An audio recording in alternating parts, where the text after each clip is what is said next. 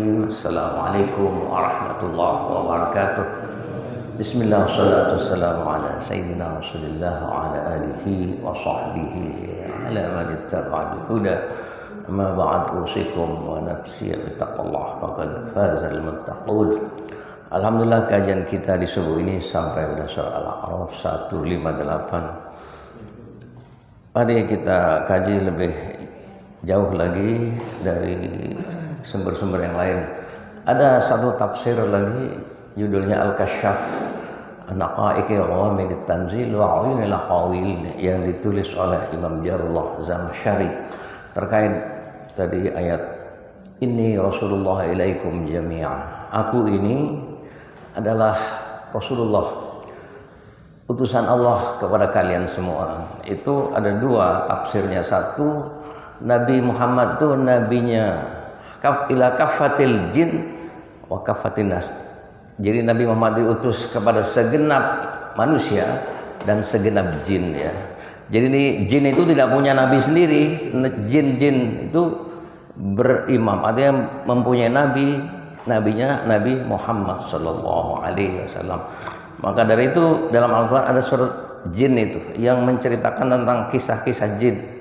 Jin itu juga beriman kepada Nabi Muhammad SAW. Juga ada yang soleh.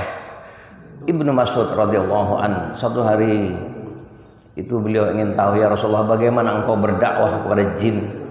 Ibnu Mas'ud ini termasuk sekretaris Nabi, ya. Penulis wahyu 70 surat ditulis oleh Ibnu Mas'ud radhiyallahu an. Akhirnya dijak ke sebuah padang pasir.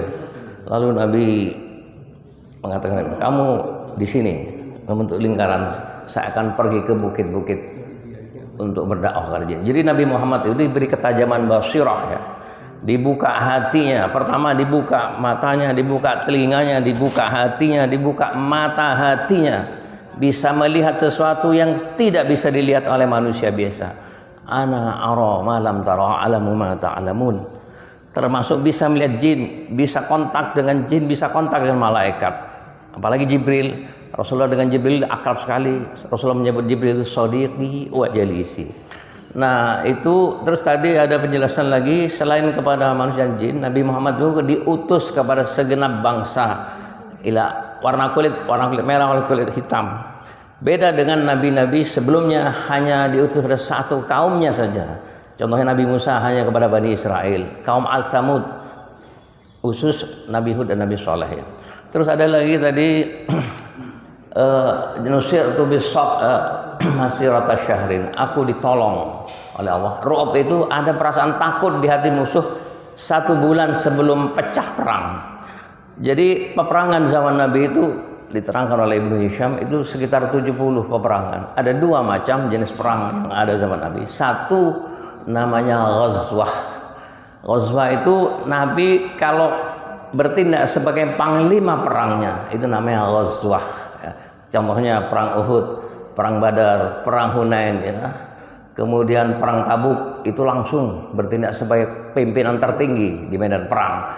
Kalau yang kedua adalah sariyah.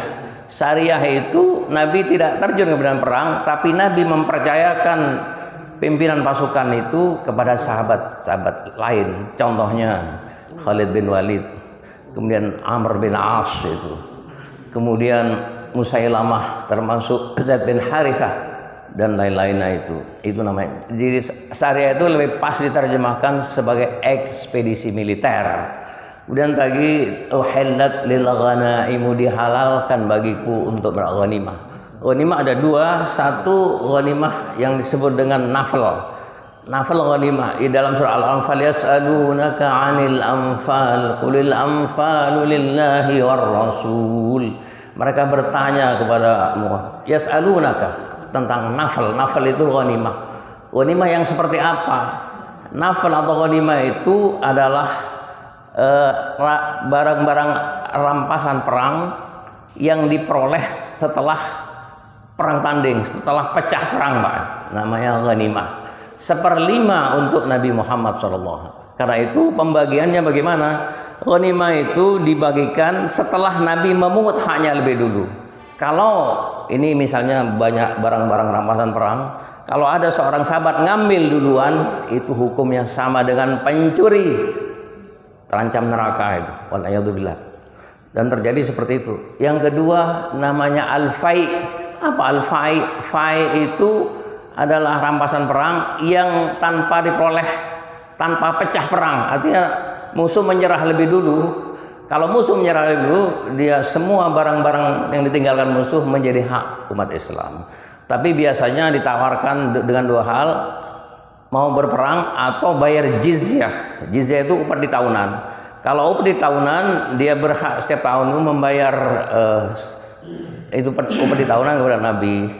Kemudian imbalannya hak-hak keamanan, jiwanya, keselamatannya semua terjamin. Itulah yang disebut dengan ada istilah kafir dhimmi, kafir kitabi.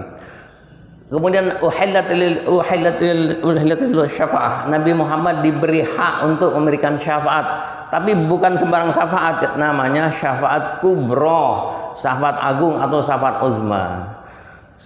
Jenis syafaat banyak. Ada satu kitab buku judulnya yang itu Imam Hanafi itu atau Hawiyah judul banyak mengenai tentang syafaat. Jadi syafaat itu hanya diberikan kepada Nabi Muhammad dari 25 dan dari Nabi dan Rasul, hanya Nabi Muhammad. Makanya beliau menyebut dirinya ana syafi'un wa musyafa'. Apa syafi'un? Syafi'un yang diberi pemberi syafaat, wa musyafa' yang diberi hak untuk memberikan syafaat. Ahli waris Nabi, ahlul bait itu tidak punya hak sama sekali, termasuk Hasan Husain dan keturunannya ya. Kalau di Iran itu yang 12 itu versi Syiah lain itu. Imam-imam bisa memberikan syafaat, itu tidak benar. Dalam konsep Sunni yang bisa memberikan syafaat hanya Nabi Muhammad SAW. Ahlul baitnya tidak punya hak memberikan syafaat. Ya seperti itu. Kemudian ada satu lagi. Jadi ghanimah itu kemudian syafaat. Kemudian ada lagi tadi ada 5 ya. Ayyuma imra'atin min ummati adrakat shalah falyusalli. Jadi inilah kelebihan Nabi Muhammad SAW dan umatnya, diberi hak untuk sujud di tempat manapun. Jadi bumi ini anggap itu hamparan sajadah panjang katanya. Boleh dimanapun kita sholat, di gunung, di tepi laut atau di pantai ya. Ketika masuk sholat tiba sholatlah, kecuali 2 hal dalam perspektif ilmu fikih. Satu istobel itu kandang kuda, kandang kambing tidak boleh. Kedua birkah jeding Pak. Kalau kuburan itu boleh kuburan, tapi sholat doa itu boleh. Itu ada contoh dari Nabi. Kemudian itu jadi kalau di gunung bagaimana Pak Ustaz? Kan di sana tidak ada air. Boleh tayamum debu gunung berapi itu, atau pakai nada, ma'un nada. Apa ma'un nada? Air embun Pak. Jadi embun itu juga suci seperti ma'ul bahar, ma'un nahr, ma'ul bi'r.